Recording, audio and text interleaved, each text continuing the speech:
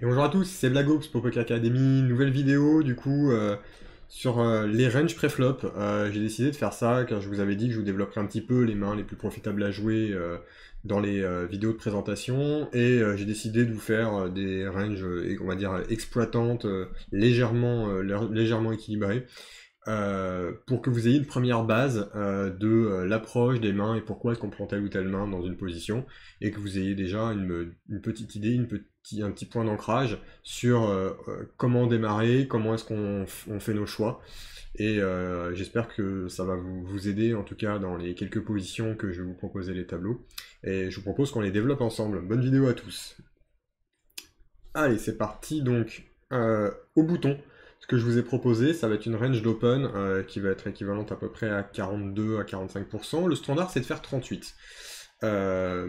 Ce que j'ai décidé de faire, c'est que j'ai décidé de rajouter des as en plus, puisque je sais que dans vos limites, donc, les vidéos sont notamment si vous jouez entre les 1 et 5 euros, ça peut également s'adapter aux 10 euros, mais sachez que ce ne sont pas les ranges parfaitement équilibrés, ce sont des ranges vraiment pour une première approche et pour également peut-être gagner un petit peu plus de côté exploitant, comme on dit, pour un petit peu plus gagner que contre les joueurs que vous allez affronter.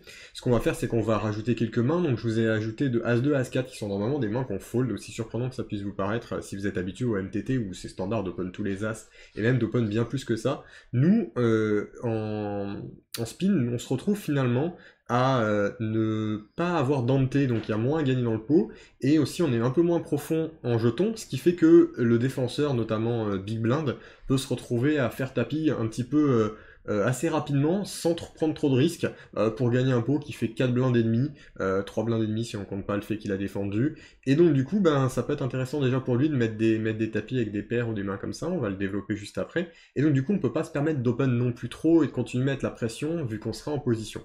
Donc cette range du bouton là, je rappelle quand même que c'est en 3 way, donc il y a 3 joueurs, et on considérera que on appelle plutôt, dans l'usage actuellement, on utilise plutôt le mot small blind pour lorsqu'on est en HU, HU small blind et HU big blind, et quand on utilisera le mot bouton, ce sera quand il y aura 3 joueurs, il y aura bouton contre small blind ou bouton contre big blind, ça évite finalement qu'il y ait une répétition. Également, on distinguera la bataille de blind BVB, comme on dit, c'est quand bouton à fold et que small blind est hors de position, et il y aura le HU small blind et HU big blind, du coup, lorsqu'on est en small blind, on a cette fois-ci la position et le bouton devant nous, mais on ne dira pas trop le mot bouton pour éviter de faire l'amalgame avec les autres. Peut-être que c'est nécessaire que vous réécoutiez ce passage-là au ralenti pour un petit peu essayer de vous positionner où est-ce que je suis à la table, dans quelle position. Au début, ce travail-là est à faire sur les quelques premières heures, et rapidement vous allez prendre vos marques. Donc bouton, personne n'a encore parlé, j'ai bouton, on est à 3 joueurs, et donc je vous propose d'open ça. As2, As4, on rajoute. On va avoir des mains, on va pas trop open dans les rois, on va plutôt essayer d'open dans les mains suitées. Vous voyez que les mains suitées ont un bien meilleur potentiel post-flop que des mains off où on sait pas où est-ce que vont les forces des cartes.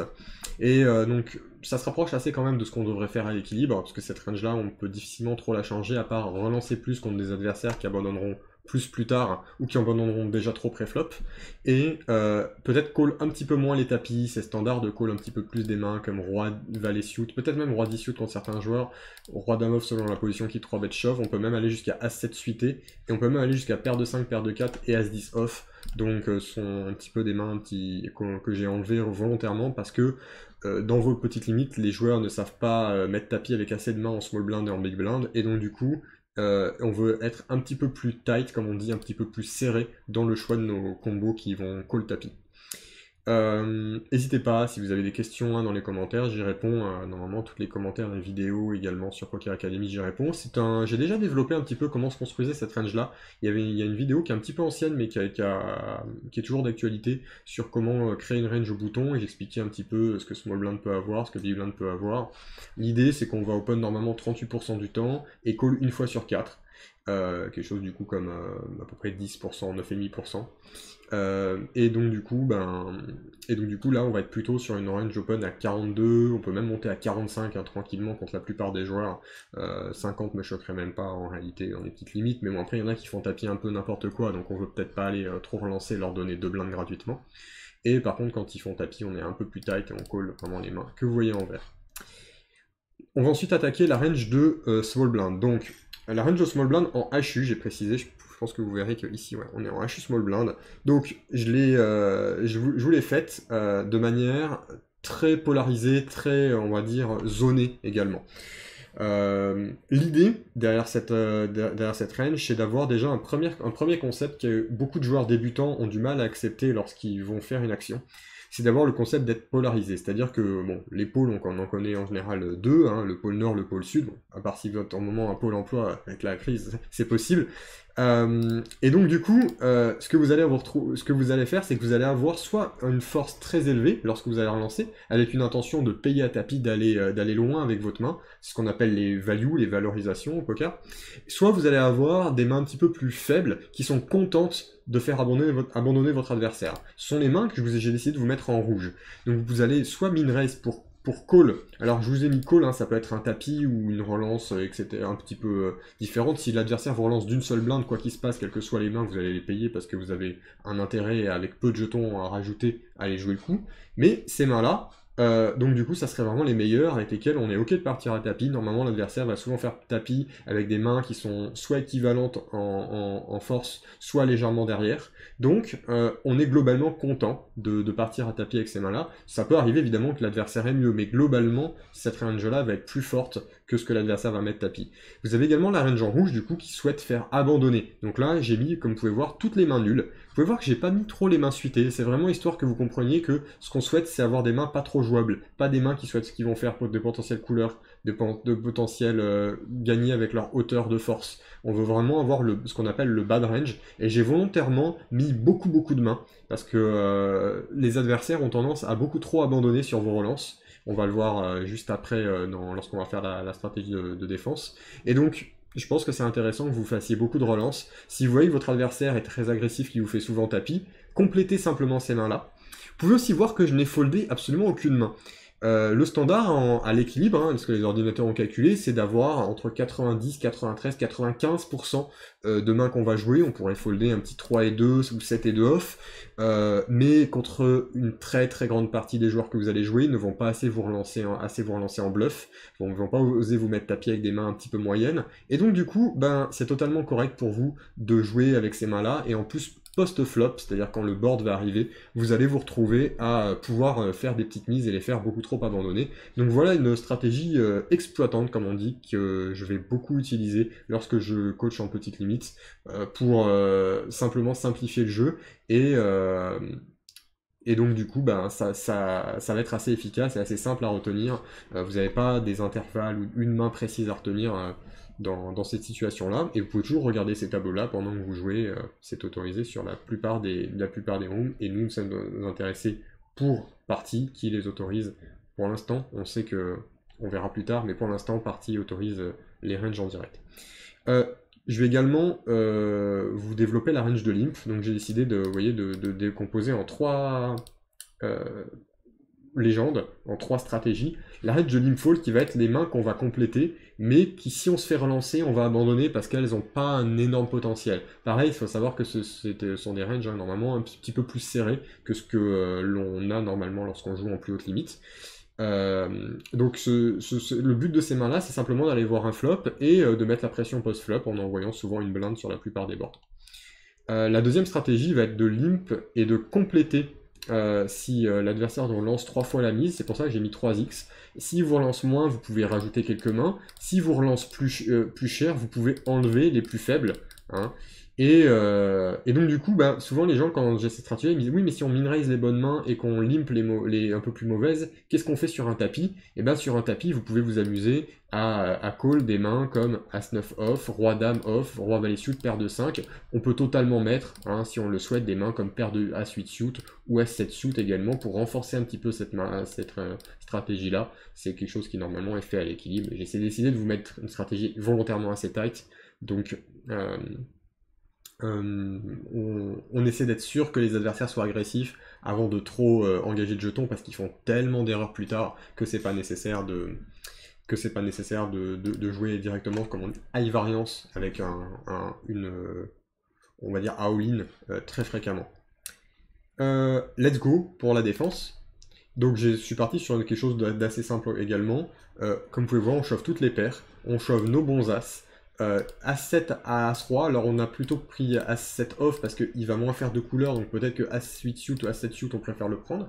Et puis je vous ai également mis des mains qui sont hautes, connectées pour celle-là, ou suitées. Vous verrez que les mains suitées ont un énorme potentiel, et vous n'avez besoin, lorsque l'adversaire vous relance, de ne gagner le coup, n'oubliez pas qu'une fois sur 4, vous avez qu'un quart du pouvoir ajouté, donc votre call est bon à partir de quand vous arrivez à gagner post-flop une fois sur 4, et vous rendrez compte que si vous jouez correctement, l'adversaire il n'a pas tout le temps une super main, et si vous jouez correctement, vous arriverez à gagner une fois sur 4, peut-être même bien souvent plus, avec la plupart de ces mains-là. Pour finir, je vous ai proposé ce qu'on appelle l'équilibre de Nash. Alors, qu'est-ce que c'est Nash? C'est quelque chose que beaucoup de gens ont entendu parler, mais très peu l'ont très bien assimilé. Nash est un mathématicien, je crois que c'est Arthur Nash, je suis pas sûr, qui a en quelque sorte établi ce qu'on appelle la théorie des jeux. C'est-à-dire que il y a un point d'équilibre sur certains jeux, par exemple pierre, feuille, ciseaux, vous savez qu'on gagne 33% du temps, 33,33% du temps, parce qu'il y a 3 possibilités, et qui a considéré que du coup, mathématiquement, il y a certains jeux qui peuvent être résolus. Et pour le poker, il y a des cas où, notamment lorsque on ne peut faire que tapis ou abandonner, où l'équilibre du jeu peut être considéré comme résolu. On verra que d'ailleurs nous avec les logiciels de nos jours on peut même peut-être aller un petit peu plus loin, même pour des coups plus complexes, mais les coups où on va considérer que nous on peut soit aller à tapis soit rien, on va les considérer vers 5 blindes et demi, 6 blindes, 7 blindes si on est hors de position. Et donc ce que je vous propose, c'est de vous montrer un petit peu avec quelle main est-ce que vous devez faire tapis lorsque vous êtes en 1 contre 1. Pas attention, pas en 1 contre 2, hein, pas quand vous êtes au bouton avec pas beaucoup de jetons, mais en 1 contre 1. Avec quelle main vous devez faire un tapis en small blind. Donc ça va être ce tableau-là. Lorsque vous allez avoir, je vais vous prendre une main, là je suis sur Dame 7 suit, donc je vous ai mis une petite couleur pour que vous différenciez les mains suit, hein, une petite couleur ici pour les mains off, et une diagonale pour les paires, ça n'a rien à voir avec une autre légende, hein, là il n'y a pas d'autre légende, c'est juste pour que ce soit plus visuel pour vous. Dame 7 suit, j'ai le droit, si j'ai 7 blindes, en small blind, de mettre tapis avec, puisque j'ai le droit de la push de 0 à 7 blindes. Si par contre, je me retrouve avec 10 et 2 suit, donc on voit qu'il y a écrit 6.5, c'est-à-dire que si j'ai 4 blindes, je peux me faire taper avec mon 10 et 2 suit, mais si j'ai 6.7 blindes, bah hop, là je viens de dépasser, ma main est trop faible pour le montant que j'ai à investir. Alors vous allez me dire, mais attends, 6 fois et demi la mise avec 10 de suit, faut vraiment faire tapis. Ben oui, ça c'est considéré comme plus profitable que d'abandonner, et c'est parce que beaucoup d'entre vous peut-être ne connaissaient pas cet équilibre-là, que vous allez faire des erreurs sur des tapis, dire j'abandonne, j'attends la bonne main, mais la bonne main, vous ne choisissez pas si elle vient, et en attendant, la proportion de la mise obligatoire, la blinde que vous avez mis, est peut-être trop importante par rapport aux chances de gagner, ce qu'on appelle l'équité, avec votre main. On va peut-être pas s'attarder énormément là-dessus, il faut savoir c'est ce qu'on appelle des intervalles. Vous voyez que si une main comme 6-3 suité peut être mise à tapis entre 0 et 2.3 blindes, entre 2.4 et 5 blindes, on ne peut plus la mettre tapis, et entre 5.1 et 7, on peut remettre tapis. C'est des raisons de rencontre de mains et de chance de gagner derrière. Il y a des intervalles assez marqués, donc sur ces 3 mains-là, on a tendance à les marquer, mais en réalité, ça existe même sur quelques autres. Et ne vous attardez peut-être pas trop là-dessus. L'idée principale, c'est de vous dire, ok, en gros, si j'ai 3 et 2 off et que j'ai une fois la mise, ben en fait, je dois quand même mettre tapis, je dois pas abandonner ma demi-blinde, alors que je dois la mettre jusqu'à 1.4 blinde. Et ça, c'est une erreur que beaucoup de joueurs font. Et également, vous retrouvez ça en défense. On se rend compte qu'en défense, par exemple, la main la plus faible, enfin, qu'on doit abandonner, c'est soit 3 et 2, soit 7 et 2, et on doit l'abandonner que au-delà de 2.7 blindes. Ça veut dire que si on se prend un tapis, les 2 points, et qu'on a 2.7 blindes en tout, et on peut l'abandonner, mais à 2.6, non. Et c'est si on a 2.6 ou moins, il n'y a aucune main qu'on doit abandonner. Qu'on est perda sous 3 et 2, la grosse blinde qu'on a mis est trop importante pour être abandonnée. Ça, c'est vraiment quelque chose que beaucoup de joueurs ont du mal mentalement, parce qu'ils disent « Ah, c'est la fin de ma partie », mais du coup, ils vont rendre l'adversaire rentable en faisant ces tapis de son côté. Petite précision qu'on me demande souvent dans Nash, donc est-ce que c'est valable à toutes les limites? Oui, c'est résolu, donc c'est quelque chose qui est valable à toutes les limites. Est-ce que la blinde qu'on a devant compte dans le tapis complet qu'on possède? La réponse est oui. Si vous avez 1.6 qui est marqué et une blinde qui a déjà été postée, vous avez 2.6 en tout, donc considérez que vous devez prendre le stack en tout, vous devez faire le cumul des deux. Attention, c'est au début du coup, avant que les blindes soient postées, que ce chiffre s'applique. Pour finir, est-ce qu'on est obligé de les respecter à 100%? Ben, plus vous avez peu de jetons, plus ça doit être respecté. Et par contre, peut-être que si votre adversaire était très passif et qu'il vous fait tapis et, avec 7 blindes et que vous avez... pardon, avec 6.9 blindes et que là, vous avez pile 6.9 blindes pour valet 5 suité, et vous dites «Ah, je pense pas qu'il fera tapis avec les mains qui devraient», vous avez évidemment l'autorisation d'abandonner. Hein. Le but, c'est quand même d'analyser les joueurs. Mais attention, parce qu'il faut pas s'en servir comme excuse, parce que mentalement, on n'ose pas y aller. Voilà. J'espère avoir répondu par anticipation à toutes vos interrogations sur ces quelques tableaux de Nash. J'espère que les quelques ranges que je vous ai proposés vont vous aider. Je vous refais un petit clic de chacune pour que vous puissiez les revoir. Et mettre en pause si vous voulez les prendre en screen, hein, c'est évidemment, vous pouvez. Et voilà. Et j'espère que ça va vous aider à progresser. N'hésitez pas si vous avez des questions. Il faut savoir que les ranges, c'est quelque chose d'assez important, mais c'est quelque chose de très développé et on va dire, c'est un point de départ. Mais après, vous avez beaucoup plus de liberté. Plus vous avez de jetons, plus vous avez de liberté dans vos choix de main. Et quand vous êtes dans les petites limites, vous avez pas mal de liberté. Plus vous montez de limites, plus mon côté, moi, j'ai des tableaux qui peuvent ressembler à un truc comme ça. Vous voyez, avec un sommaire et des tableaux qui vont être à la blinde près. Vous n'avez pas besoin de ça lorsque vous êtes dans les petites limites. Donc je vous invite vraiment à